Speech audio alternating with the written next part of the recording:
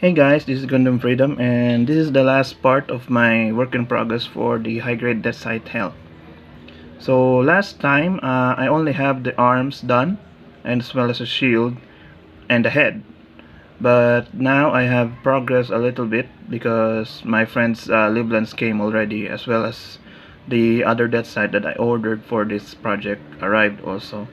So yeah, here's the update. So we'll start from the foot up to the head. So yeah, so here's the foot. So I used the white parts from the that side, the armor piece here and the front of the foot, but the black part is from the live lance, so I just painted it black. And the only difference is that this the live lances or the Deathscythe Hell's foot has spikes on the side, as well as these two pointy things on the front, but the rest of the foot is the same as the Deathscythe, so that's why I used the white parts from it instead of just painting the live lance parts. So yeah, that's the foot. The legs is the same as the Deathscythe. There's no change here. So yeah, oh, there we go. So there's the leg complete. So that's the leg of the Deathscythe Hell. So let me just put back the other foot here onto the leg. There we go. So that's the foot done, and the leg. So yeah, I have now the legs of the Deathscythe Hell. Next is the waist section. So I used the original Deathscythe waist section, the middle piece and the front skirts. So the only parts from the no-grade Deathscythe Hell is the side skirt here, which I cut out the peg connecting it to the middle piece, and just inserted a part here that has a hole for the polycap to fit in, so it does have the same articulation as the newer high grades. As well as I inserted this is the original back skirt from the no grade, so I just put in the internal piece from the heavy arms so that it can fit into the C clip here, and it still has the same articulation as the other high grade from the wing line. So there we go. So let me just connect the legs here,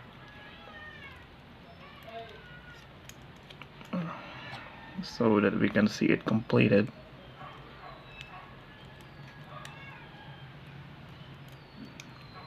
There we go.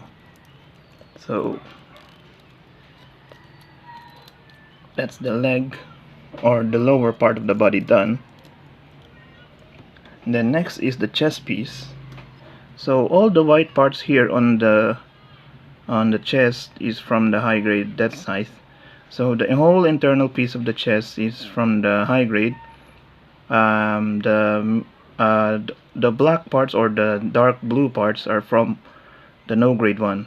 So what I did is I just hollowed out the internal parts of the no grade chest and then cut out the pegs from the sides, and then I made a hole for the polycap here so that it can accommodate the shoulders. As well as I used another I think it's from the Helios neck piece, because if I use the polycap neck piece, it will make the head sit lower from the chest. It looks bad. So I used the Helios or the Destiny high grade neck piece and glued it inside here. It fits perfectly, and then it now has a much longer neck. I also used the no grade connectors for the cloak. I just cut the area here.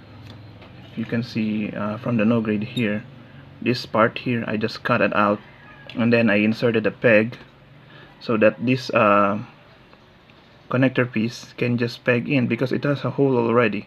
So I just need the peg so that it can be removed or inserted anytime I want it to. So that's like so. So yeah, that's the chest piece. So let me just connect it to the waist here. There we go. So we have the body done. Just stand up here, please. Okay, thank you. So next is the arm. In the last part, these arms are done already. I just needed the white parts and the shoulder armor for that. I already explained how I did this part of the arm in the first part, so if you want to know about that, you can just watch that video. So yeah, so this is the original Livland's shoulder, because the no-grade shoulder armor is too small, as you can see here, and it doesn't look good as compared to using the shoulder armor into the new high-grade Deathscythe. So yeah, the white piece though here is from the new high-grade Deathscythe. So yeah, yeah, that's the arm. It has the double jointed elbow and the high-grade hands, which is much better alternative than the polycap hands from the no grade. So yeah, those are the arms. Let me just connect them. I also modified the shoulders a bit. If you have the Livlands, you will know that it has a very pointy shoulder. So I cut out the pointed part so that it can fit snugly into the arm, even with the cloak attached. So yeah, I just painted it dark blue or navy blue, so it will look much better in the body of the Deathscythe Hell. So we are almost done. So next is the head. So the head, originally in the first part I used the Shenlong face, but when I saw my stack of scrap parts, I saw a high-grade Freedom head, and it looks perfectly like the Deathscythe's original face. So what I did is just painted the eyes green and black, and then just lined the face, although it's crooked because originally I painted the face here silver from my custom Freedom. So I just removed the paint, and in the process I removed also the face vents, which is troublesome. So I just carved another face vent here on the face. So yeah, it looks okay, alright to me, but yeah, better than never. So yeah, and I also used the V-fin of the high-grade Deathscythe Hell EW, because it looks much detailed than the no-grade V-fin. And I also the V-fin from the high-grade is too small compared to the head of the Deathscythe Hell, so I just retained it. And I also added green metallic stickers on the camera lens there. So yeah, it looks much better than the Shenlong head or the Shenlong face. So just plop it here on the body like so. And see, if I use the polycap head, the polycap neck piece, the head will sit lower. It will be at least up to here. The chin piece will be in here on the black part already. But since I used the Helios or the Destiny neck piece, it made the neck longer, so it looks much better this way. So yeah, sorry about that. So next is the shield. So this is the original no grade shield. I just removed the stickers and painted all the yellow and red parts here. I also retained the silver parts here from the shield, because the high grade ones, the gears inside are too big to fit inside here, so I just retained all of this. So this is the original shield already, so no changes whatsoever, just painted. So yeah, so let's connect it into the arm here. Sorry about my voice, because my throat is kinda itchy right now. Don't know why. Allergies maybe. So yeah, that's the side with the shield. And next is the sight itself. So what I did is, since I have an extra Deathscythe, I used that one scythe for the main body.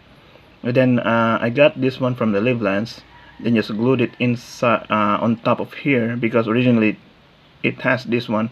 I just cut it out from this piece, as well as the piston part thingy over here. and over here I cut out all of those, and then added a thruster here so it will look exactly, or not really exactly, it will look the same as the twin beam sight of the Deathscythe Hell. So yeah, so here's the beam effect parts. So let me just put it here and over here, and now I have the twin beam sight. So yeah, no, it looks the same, although it's not lined up perfectly, but at least it now has the twin beam sight instead of one. So that's an upgrade. Next is the connector pieces for the cloak. So these ones are from the Livelands. They come as extra parts. So they are originally for the Deathscythe Hell. So they have holes already here on the inside here. So as I've said, in the chest part, I added some pegs over there on the connector so it can just peg inside like so. So for the cloaks, I just painted the purple part here white, and then all of these is painted black because it's originally white. And then these parts, these are the original yellow parts from the Livelands. I just cut out the extra designs from it because on the inside of it, if you will notice that they can be separated into two. So I just remove all of the extra yellow parts and then painted it red and then just peg it inside because the pegs are also separate. So yeah, that's the cloak piece. So let me just put it here. It's a bit stiff because of the paint, but it's better than being loose. So yeah.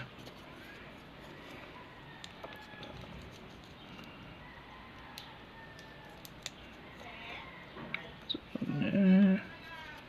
then this one over here.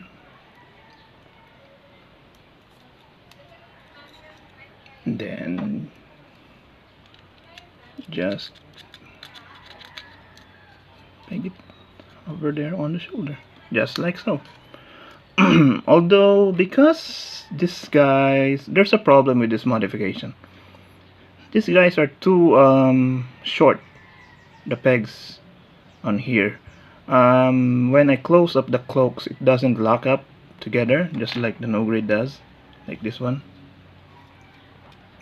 It doesn't lock up flush unlike this, the no grade ones.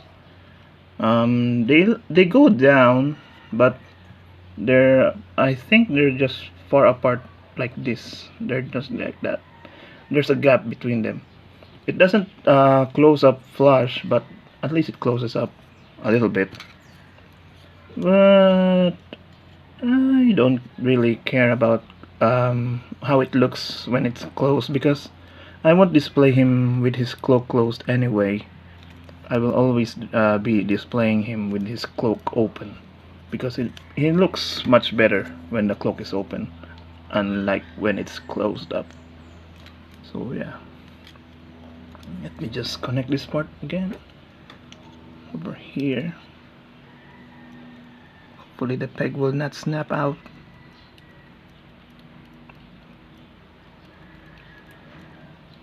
And there we go. So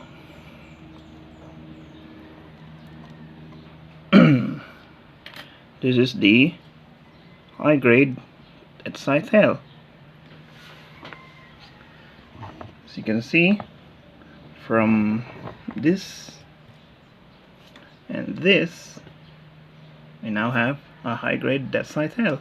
So yeah, I don't need to buy the P Panda exclusive version, so because I already have one. And that's the purpose of my modification. I don't, because it's not really what you call this, effective for Bandai to use or to release the Deathscythe Hell as a P Bandai exclusive kit, because it has a lot of differences between the Deathscythe here and the Livelands to be a regular release. So why the hell are they making all of the second generation of the Gundam Wing kits P Bandai? I don't know why. So yeah, so that's my review and update on the Deathscythe Hell that I did.